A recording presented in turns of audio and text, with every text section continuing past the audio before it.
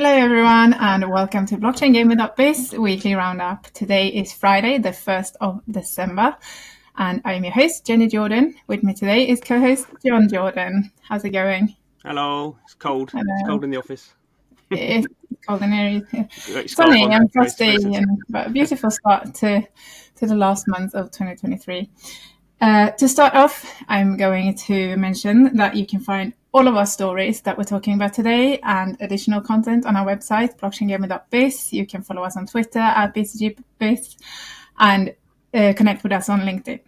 We have also launched the awards, the Top 50 Blockchain Gaming Awards for 2024. So you can go and vote for your favorite company that you think have had a good impact on the Web3 gaming space. And that will then be revealed live at our Pocket Gamer Connect London event in January.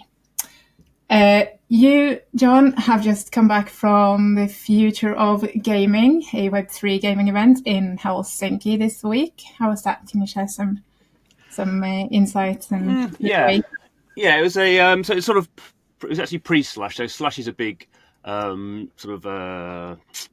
tech conference that happens in Helsinki every year, and people sort of do events around that. So the Future of Gaming was actually the day before Slush started, and it was organised by a bunch of VCs who invest in blockchain games. And they've sort of done various versions of this before. So they actually did do one last year that was sort of the same people, but it was called something else. And there's various sort of conferences that are sort of part of the, I guess, sort of the ecosystem. But this was the first time that they've done this Future of Gaming one.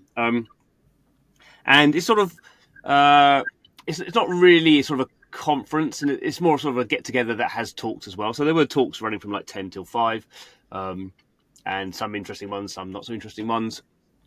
But it's more, I guess, sort of everyone in there is in the Web3 space, so it gives you I guess a sort of a taster of the sort of sentiment in the space. And sort of the one last year was everyone was a bit shell shocked after sort of FTX, and certainly the people on Solana were pretty shell shocked by the drop in price.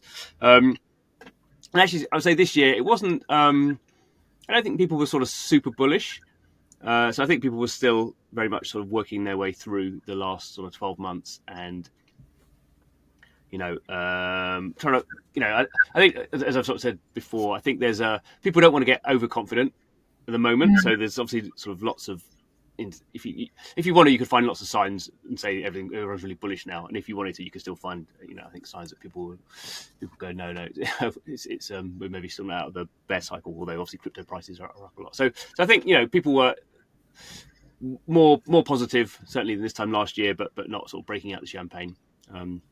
And again, there is, I think, the interesting thing coming through this this year is people are a lot more sort of I think uncertain is probably the right word. There's still uncertainty about what the blockchain game sector needs to do to really to really be successful. So there's even at the level of what does success mean?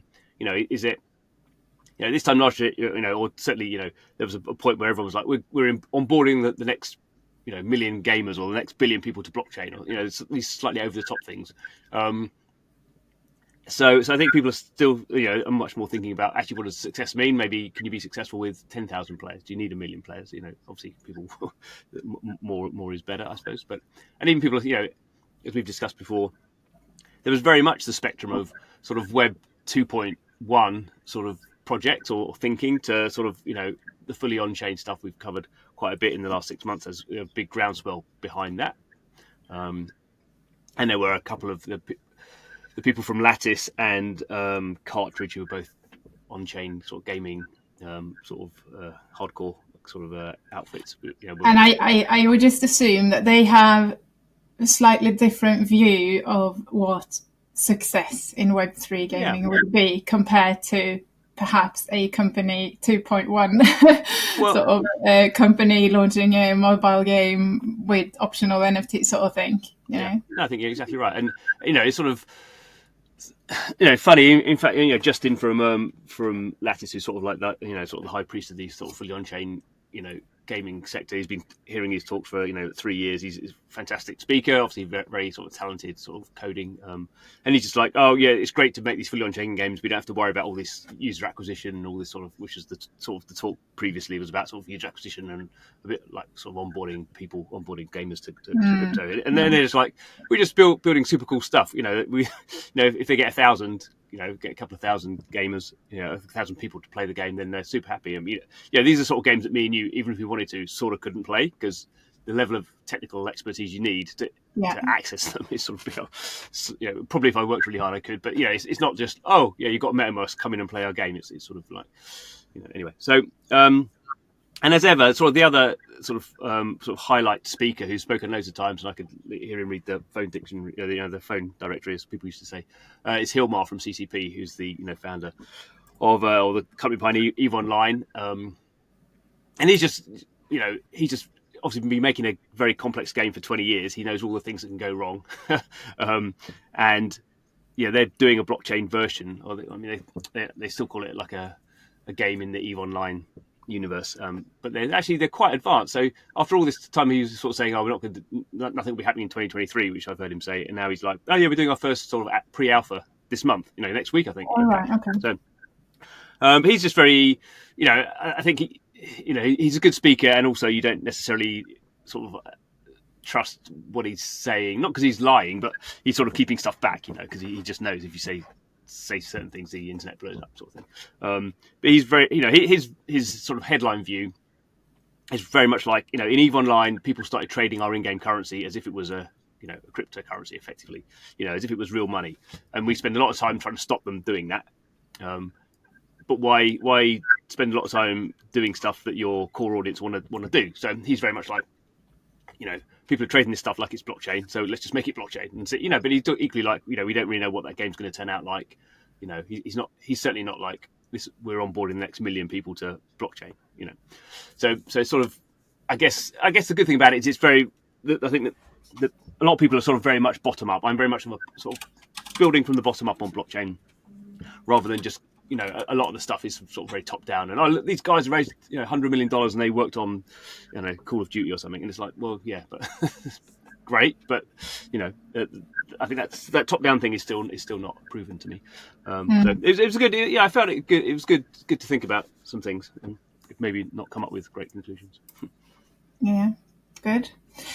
In other news, then we did the most popular blockchain game of November. The data from that radar, and Pixels has come in and kind of went past both Alien Worlds and Splinterlands, two games that have been on top of that list for at least throughout 2023 and before that. So that's remarkable, I suppose. Yeah, I mean, the actual reason that Pixel ends up was number one was both Splinterlands and Alien Worlds sort of dropped a little bit again. So there was, we'll see, I guess, next month what's going on now. I was looking actually this morning. I think Splinterlands and Alien Worlds have sort of gone up a little bit again. But it's best not to get too hung up about exact numbers, I think. And it just, Pixels. It's obviously been massively successful in the first sort of 3 weeks, and it seems like it's building a lot of stuff. It's just launching or announcing and launching its guild sort of systems, and it's announced it, hasn't it? It's got, I think it's over 100 guilds. Well, that also changes the structure of the farming in the game, I think. And so that's quite a big sort of feature to add, and it helps them against bots, I think, as well, which is obviously a problem. But I think the other thing is, again, going back to numbers, if Pixels ends up about 50,000 daily active unique wallets, which would be half of what it currently is, and they were all real players, would that be a failure? No, of course not. It'd be a massive success. So again, it goes back a little bit to what do you consider success. If you said to them probably in October you're going to have 50,000 players, and obviously they've got this VIP thing you have to buy as well. So if I think it's 11,000 people doing that, it in fact sort of goes up as well. It's not really about the number. The pure raw numbers don't always give you a very good idea of what's going on. You have to dig into what the product is and how it's sort of working and how it's monetizing. So I think Pixels with like 50,000 real life players every day would be you consider that a success. And so has this affected the Axie games at all on Ronin? No, so that's the not surprising thing. Obviously, they're running on the same blockchain, but they're totally different games. And sort of Axie hasn't, the Axie audience. There's no difference. So, I in some ways I don't think you'd expect that, because as you say, they're totally different games, and to a degree, Pixel had its own audience that it sort of brought with it to Ronin. So I wouldn't. I guess the other thing, as more games come to Ronin, then that'll, you would think as you bring in more people, then maybe they can then take them across to Axie. But no, I think rebuilding Axie is a sort of multi-year sort of project. Yeah, I guess it's sort of if they do these cross game experiences as well, like Axie would have a mini experience or something in Pixels. Maybe that sort of thing would work to, like Mochaverse. They launched their Mocha Clubhouse this week in Pixels, which might gain attraction. I also saw for Kana, which have been in the news this week, they've purchased a land in the Everdome metaverse to build sort of an introductory experience to try to attract people to their game. So could kind of be a way forward maybe for games. Yeah. More generally, I think with actually the thing now is this sort of the Axie homeland sort of stuff. They're building out the sort of the more meta game, the farming stuff. I think with Axie Infinity as a game, sort of that's the sort of known thing. It's very hard, I think, for them to get that back up to where it was. So I think it's more them sort of bringing out more products in the Axie sort of world and seeing how that plays out, really. Mm-hmm. Good.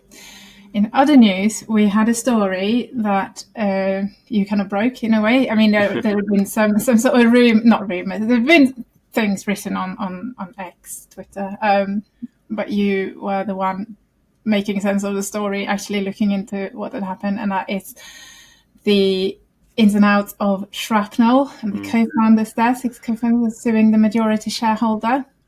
Can you tell us this story? So I didn't really break the story. But it was originally on a sort of a law, a sort of tech law website, and it was sort of locked. You had to have an email to check it out. So so I basically got someone said, "Have you seen this?" sort of thing. We don't really know anything more than was in that original story, which is based on the obviously when you do a lawsuit, you have to publicly say what the suit is about. So as far as we can make out, the 6 co-founders of the company is actually called Neon Machine.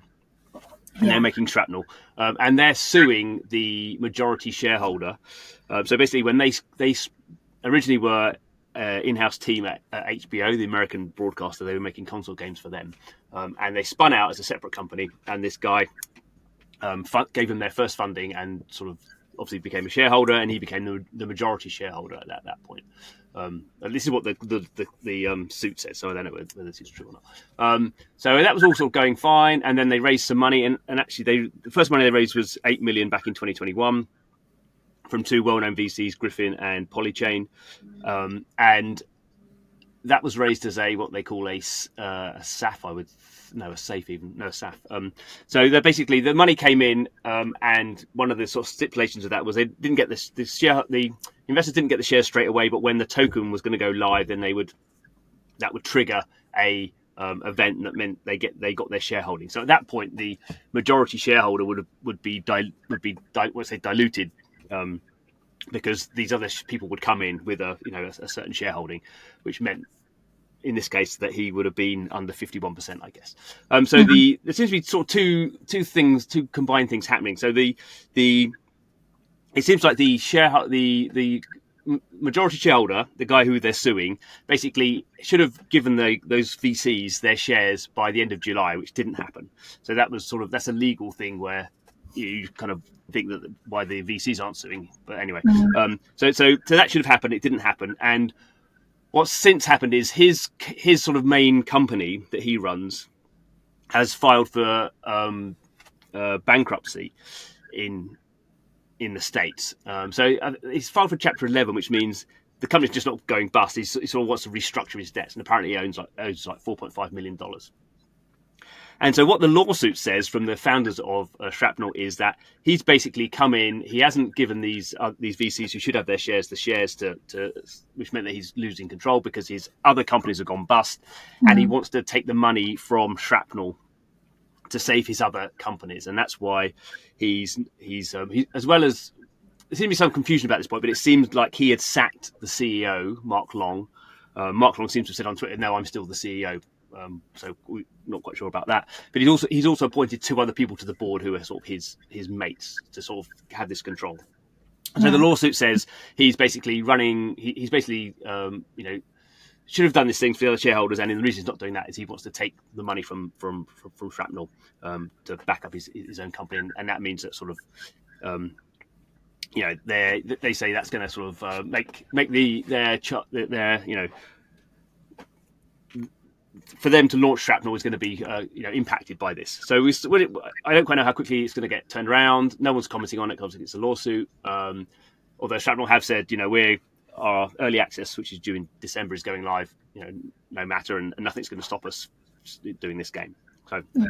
Yeah. Well, sort of, it's like all lawsuits. It's sort of lawsuits always sound very definite and exciting, but they sometimes always get maybe they get worked out behind the scenes, and you never sort of really know what happens, or they always seem more impressive than they are. Like Apple suing Google over some IP thing, are going to ban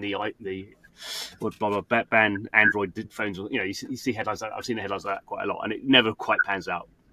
So I guess we'll see.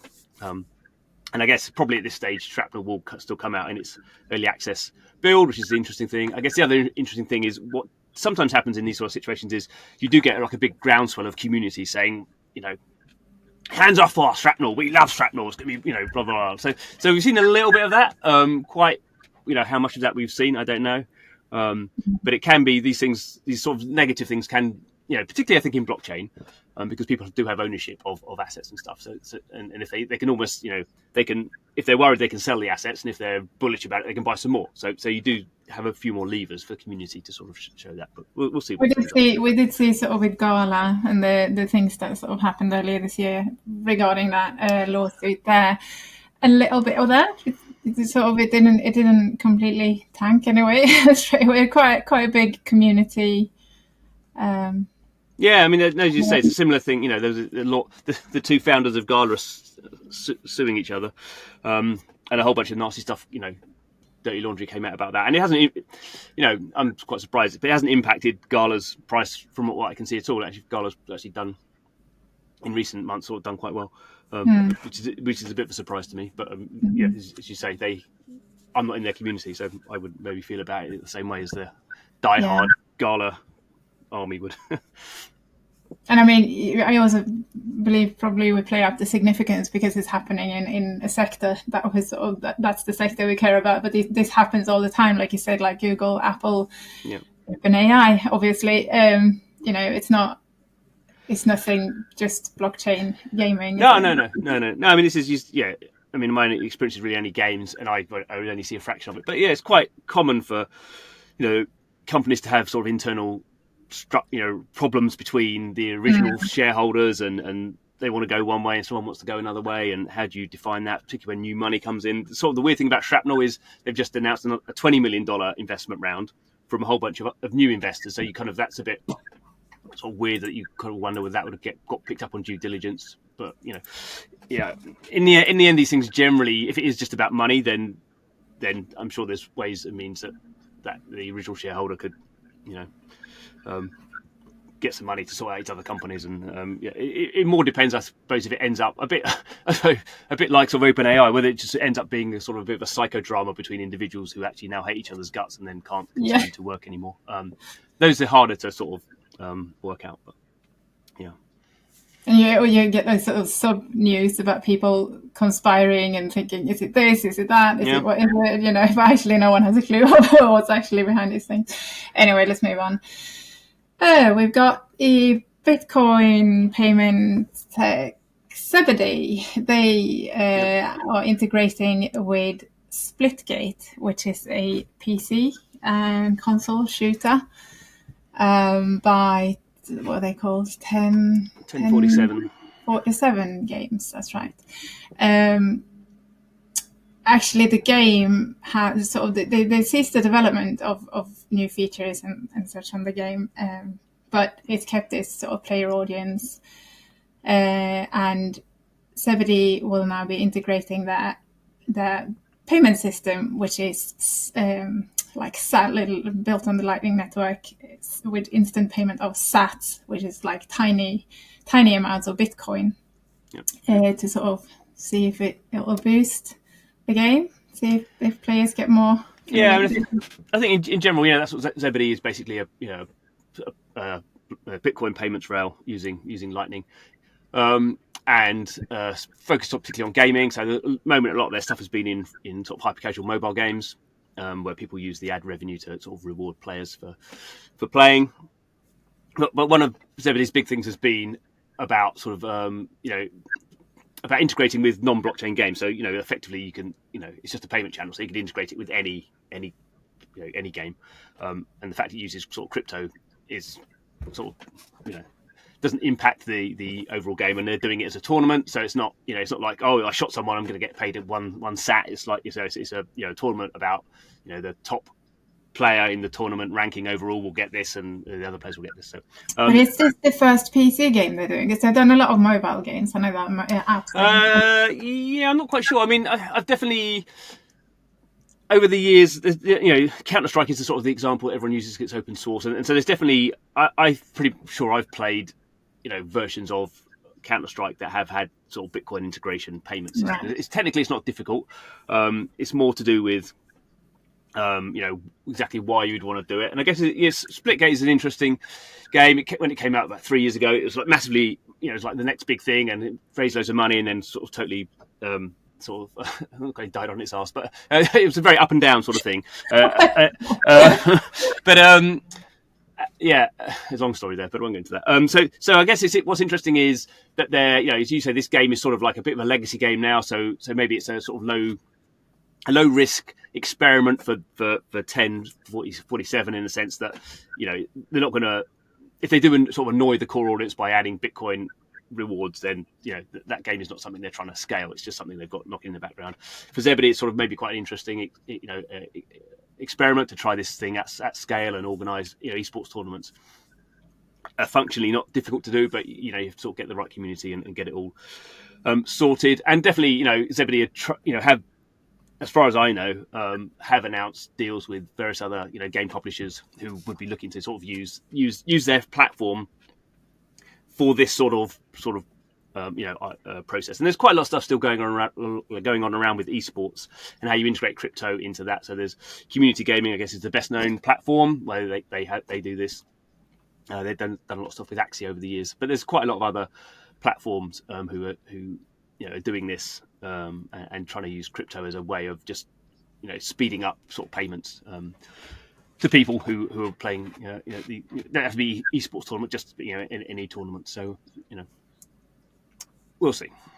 That leads us into we do have some more esports news, and really esports team Liquid. Team Liquid, yeah.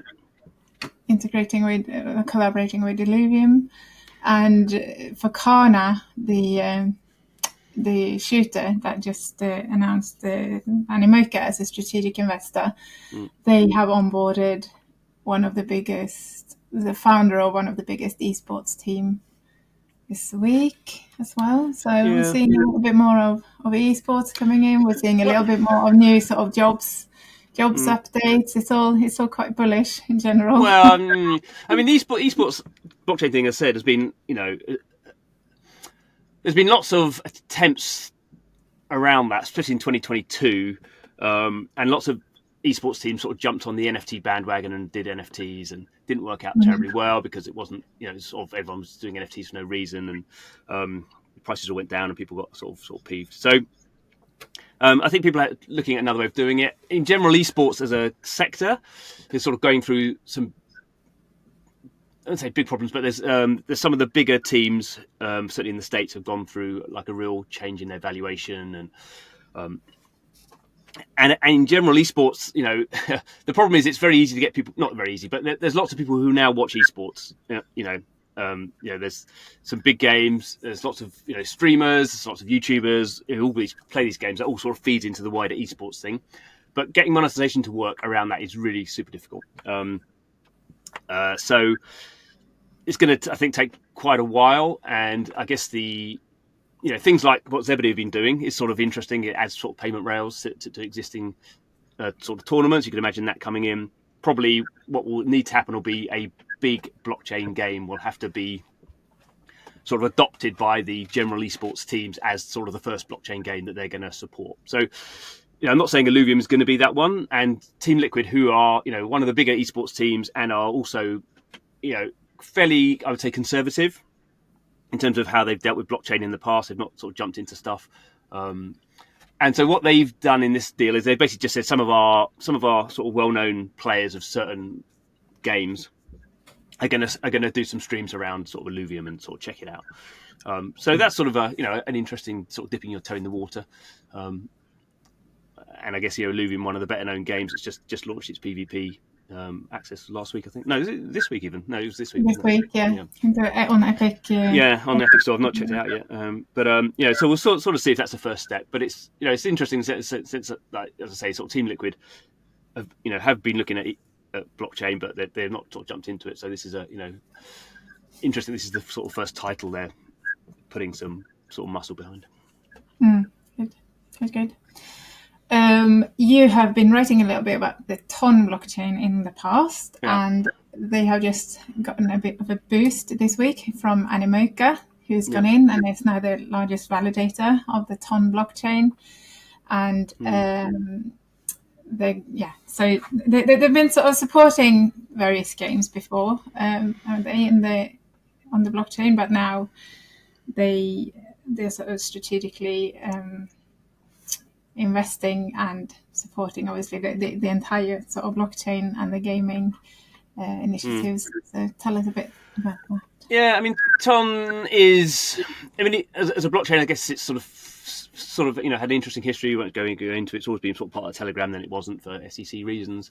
But it's, again, one of these ones that sort of seems to rely on the fact that it's the fastest blockchain, whatever that exactly means. But anyway, so it is sort of its own layer one blockchain, but it sort of exists really to sort of work with the Telegram sort of messaging platform. And the interesting thing there is there's been lots of debate about, will there be a Web3 social network? And lots of people have tried various things, Lens and Farcast, and I can't remember. Anyway, various things have been tried and are still going. But obviously, if you can take an existing social network like Telegram, which, depending on who you read, has up to like 800 million accounts. Obviously, probably a bunch of those are bots, but probably has hundreds of millions of daily active users, and is obviously quite well used in crypto in general. If you can add a blockchain to that and basically say, of those hundreds of millions of people using it, use this and we'll give you a free wallet, and people can start pinging, small amounts of currency around to each other, in a native way, then that seems like a good foundation for building, other things on top. So people have sort of kicked around gaming on Telegram, and there's a few people I know who are doing it, and it's getting better as a platform, but it's still not great. I think it works best for things that are more sort of text-based. So you're using Telegram as like a texting thing, and you'll have a game that's sort of often like a bot sort of system that you're just sort of you're putting text into a into the chat, and it's sort of maybe generating some imagery and stuff. But it's not like you're not controlling assets in a game. It's more like a sort of text-based game. I think probably some of those will work quite well. There was the EX thing, which launched, I think I read about it last week, which seems to be going quite well, although a bit sort of clunky. You have to sort of play to earn, so you have to pay to get it to work in the first place. There's other people I know who are doing sort of game channels where you do actually, you sort of enter the game channel and it sort of fires up a browser. So you just basically launch a new browser and it's running HTML5 or equivalent. So sort of simple 2D games you can do in that. We'll see how that plays out.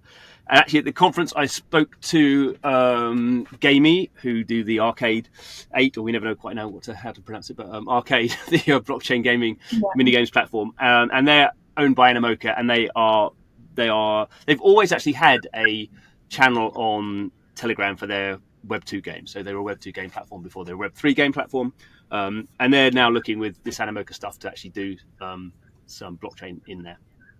So that would be interesting. I think a lot of people are looking at it and seeing it as like a good opportunity to have sort of gaming with blockchain inherent sort of in the system. But as I say, quite what games will work best there.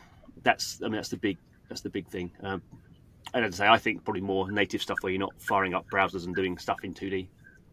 But you can imagine sort of big sort of MMORPGs where people are typing stuff and the fact it's got blockchain integrated means people might sort of be building up quite large amounts of sort of in-game assets and stuff, even though they're just sort of texting things to each other. Yeah, good. Right, and we're going to give a shout out to Angry Dynamite Lab, the German-based Web3 gaming studio. They are rebranding. I mean, they said they're launching a new company, but I assume they're like completely rebranding everything. And it's called Voya Games, and they're working on a UGC platform called Craft World, which is supposed to be released on mobile, and it's going to be deploying on a new blockchain. However, somehow the Angry Dynamites NFTs, which are now on Ethereum, will still be. I think you can use them in this new Craft World, and so it will be linked. Well, I guess I guess it'd be a bit probably. I don't know what chain they're going on really, but I imagine it'll be like Pirate Nations, where the main NFTs are on Ethereum, but they run on Arbitrum or something. So if it's EVM compatible, you can just sort of read the wallet and see what stuff's there. So I'm looking forward to what they're doing. I've played, I wouldn't say quite a lot, but I've played I think all the demos that they've done for Angry Dynamites, and you can sort of see what they're doing. It's sort of very lots of resources. Everyone's building stuff, and it's again not an action game where you're moving stuff around. It's a sort of like an idle game, but that's their background as game developers. It's idle game where you get resources and then you add community to sort of build things together. And I can sort of see where they're going with it. But. Good. Right, and on that note, we're going to round off, and we will see you all next week again. Have a good week. See you next week. Bye.